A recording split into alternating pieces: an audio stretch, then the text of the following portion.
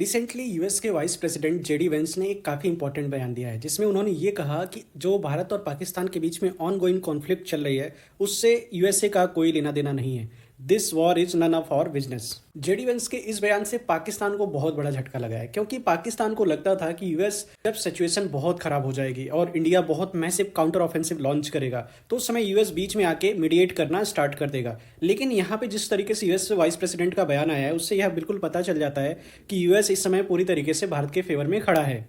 और अगर हम हिस्ट्री में पीछे जाके देखें तो 1965 वॉर, 1972 वॉर और 1999 कारगिल वॉर के समय में यूएस ने पाकिस्तान को काफ़ी हद तक बैक किया था और जब भी सिचुएशन बहुत ज़्यादा बिगड़ी है यूएस पाकिस्तान के साथ खड़ा हुआ है। इवन 1972 वॉर में यूएस पाकिस्तान की तरफ इस तरीके से झुका हुआ था कि उसने भारत को अटैक करने की धमकी तक दे दी थी।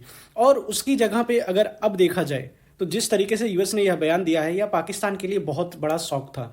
और जेडी वेंस ने पाकिस्तान को एक करारा तमाचा मारा है। उन्होंने यह कहा कि भारत और पाकिस्तान के बीच में जो कॉन्फ्लिक्ट चल रही है वह कहीं से भी एक न्यूक्लियर वॉर में अभी कन्वर्ट नहीं हो सकती है।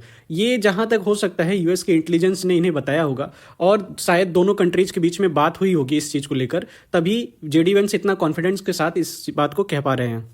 और तरीके से यह लगता है कि पाकिस्तान इस समय काफ़ी अकेला पड़ चुका है। उनके पास कुछ गिने चुने ही देश हैं जो सपोर्ट कर रहे हैं, जिनमें तुर्की, चाइना और ओआईसी की कुछ कंट्रीज़ हैं।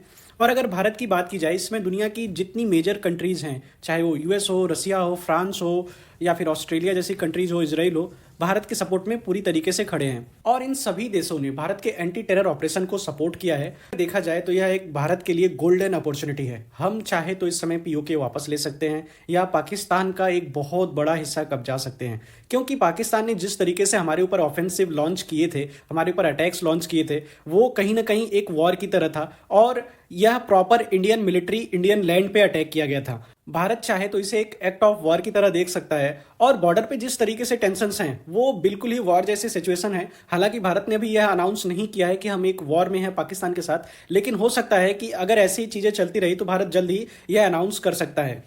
और अगर हम पीओके वापस ले लेते हैं तो हमें बहुत बड़ा एक एडवांटेज होगा। पहला एडवांटेज ये होगा कि चाइना का अरेबियन सी से जो एक उनका एक्सेस था वो कट जाएगा।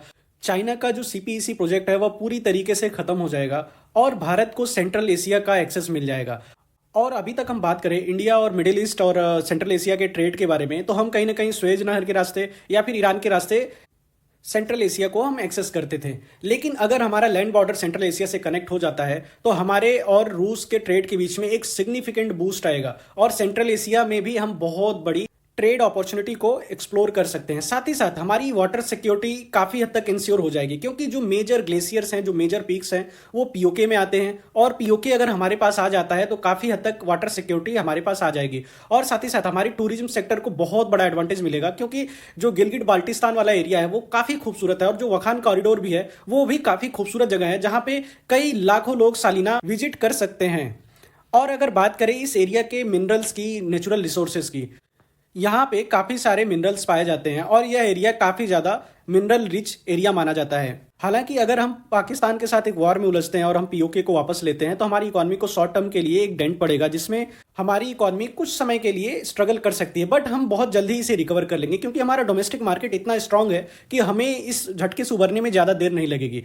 लेकिन इसका सबसे बड़ा जो बेनिफिट होगा हमें लॉन्ग टर्म में ये होगा कि हमें सेंट्रल एशिया का एक्सेस मिल जाएगा और चाइना को अरेबियन सी में आने के लिए पूरी तरीके से फिलीपींस और मलाका स्ट्रेट होते हुए आना पड़ेगा। और इस एरिया में बहुत सारी नदियां हैं जो हमारे हाइड्रो पावर प्रोजेक्ट के लिए काफ़ी सूटेबल है और हम इससे अपनी एनर्जी सिक्योरिटी को भी इंश्योर कर सकते हैं। और अगर यूएसए की बात की जाए, यूएसए को भी एक बहुत बड़ा जियोपॉलिटिकल एडवांटेज गेन होगा अगर भारत पीओके को वापस ले लेता है और भारत पाकिस्तान और चाइना के कनेक्टिविटी को तोड़ देता है। तो इस तरह से यूएसए को एक बहुत बड़ा सिग्निफिकेंट गेन ये होगा कि यूएसए बिना कोई युद्ध लड़े सिर्फ इंडिया को सपोर्ट करके यह कर सकता है कि चाइना का अरेबियन सी से जो कनेक्टिविटी है उसको कट डाउन कर सकता है।